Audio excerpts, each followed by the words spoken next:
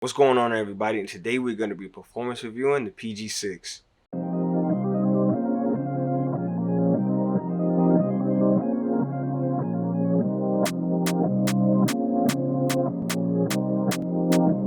Now, if you guys are new here, what I like to do before I get into the shoe review is shout out the people that wrote me down in my comment section down below. Because truthfully, without you guys watching, none of this would be possible, and I wouldn't be able to do it as consistent as I'm doing it. So, thank you guys for that for sure. One more really quick shout out before we get into the shoe review. I want to do it for my girlfriend who did. I don't know if you guys noticed, but I had a retwist on my hair. It looks amazing because she did it. If you guys live in the Florida area, specifically the West Palm area, and you would like your hair to be done, definitely, I'm gonna leave her link down to her Instagram below so you guys can follow that. She does men hair, women hair, wigs, dreads, braids. I don't know too much about hair, but she does a really good amount of hair, and she does it at a good price, and she does it amazing. So if you guys want a hairstylist in a sense to do your hair in the West Palm Beach area in Florida, definitely hit my girlfriend up. She does some fire work. I'm tender-headed, so this hurt like hell, but the result was all worth it. Starting us off with the list, we talk about the sizing and the price, and I would recommend you guys go your true to size, and I would also recommend, if you guys want, you can go down half a size, because this shoe's a long shoe, and I found my toe having a good amount of space, which is good. So if you're into that, if you want more toe room space, you know, go for it. But if you like a snug feel, I would say go down half a size, because back here, you don't really have heel slippage, but your foot is not as secure as you like it to be. I don't know if you guys kind of understand what I mean, but like it's not gonna come out, but like you can feel it like moving up. If you want more of a snug feel, I would go down half a size. If you don't mind that and you like the extra toe room, then I would definitely stay true to size. Moving on, next we have the pricing, and shout out to PG line because they've always kept it consistent around keeping it at $110, which is affordable, and I think that's really good, and I don't think y'all should ever change that. And moving on to the official list, we have the style, but before we get into that, I want to ask you guys a question. What day or holiday in American history do you guys think this colorway is represented by? I'm gonna give y'all a little bit of time, y'all guys to answer in the comment section or say it right now out loud. And I'm gonna tell y'all, it's gonna shock y'all. And the answer is, if you guys said Christmas, Easter, St. Patrick's Day, Earth Day, and some people even said autumn or the fall. Unfortunately, you guys are incorrect. It is actually a Valentine's Day inspired colorway, and I know I don't see the Valentine's Day colorway type either. And if you guys don't believe me, this is the box that it came in, which is crazy. So yes, it is a Valentine's Day inspired colorway. And now we're gonna move on to the official ranking, and I'm gonna give it an 8 out of 10. It's one of those colorways that has to grow on you for sure. It looks much better in person than it does on the internet. The details in the shoes will make me think it's like an Earth Day, because when you look around, you see the butterflies, and then you see like how the stitching is on the Nike. So I'm thinking like recycle, you know what I'm saying? Recycle type material, or like an Earth Day. Valentine's Day threw me way out the park. So I don't know, PG ain't never had no crazy type of style, so I wouldn't even be surprised. But really talking about it, the shoe base is really hunter green. You got a white and orange mix type of together. I'm not too big a fan of the butterflies, but I don't mind it. And I really like the arty type of design that's on the shoelaces and by the mid fit. So, and he also kind of took it back to a style where like the PG3s, where he had like the little logo that was on the tongue and whatnot. So yeah, I don't think the colorway is that bad as I thought it would be. Moving on, we have my favorite category, which is the cushion, and they actually changed it from last year's model from Air Zoom to now Nike React Foam or cushion, however you guys want to look at it. And I'm going to give it an 8.5 out of 10.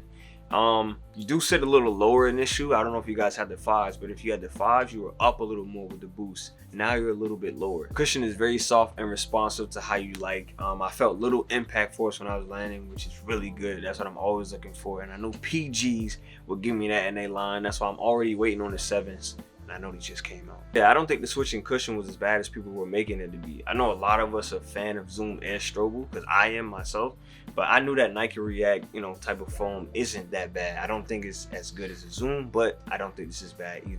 Moving on, we have the lockdown and support, and I'm gonna give it an 8 out of 10. But I also know I can give this an 8.5 if you go down half a size, because then you get that type of snug feel that you like at it.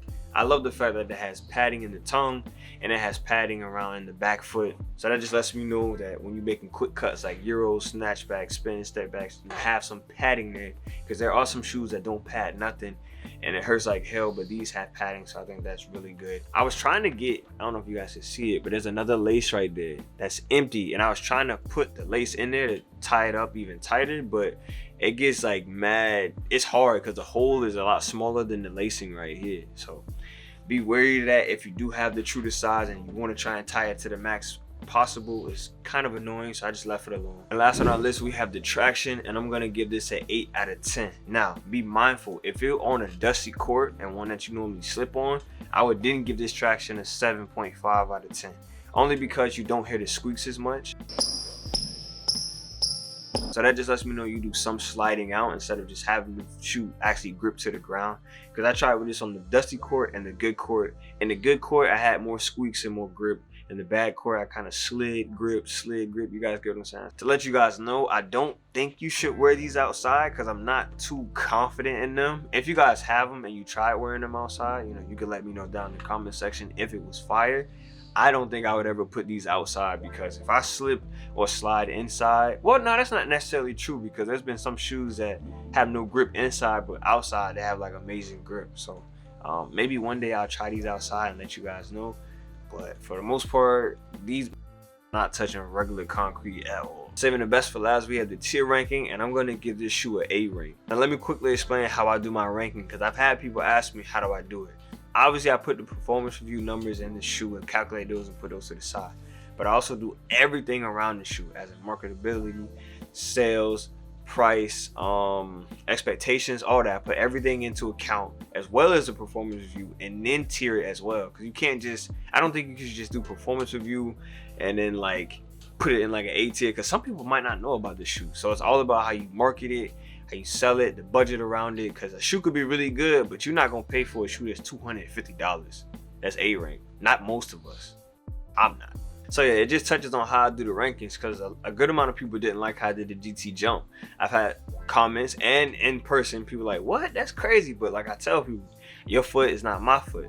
It's all different and it's all opinion based because I never cap and I never will cap on my reviews. But like I said, it just, if you didn't see it, I'm gonna leave you guys an annotation above to watch it because I think it was kind of an overrated shoe. I hope you guys enjoyed the PG6 performance review. I'll holler at y'all later, man. Thank y'all for tuning in. I should have made this last thing. My bad, y'all. I'm back. But real quick. Also, if you have shoes that you guys want to recommend for me to review, leave them down in the comment section below. I'm gonna look at it, figure out how to get it, and I'm gonna review it because I'm a channel for the people, by the people. Because without y'all, I wouldn't be the. Appreciate y'all, man. Got anything you want to add to it, Chelsea? What? That's your end intro? Yeah, that's the end intro. Thank you for guys watching today's video. See you next in today's video. Bye.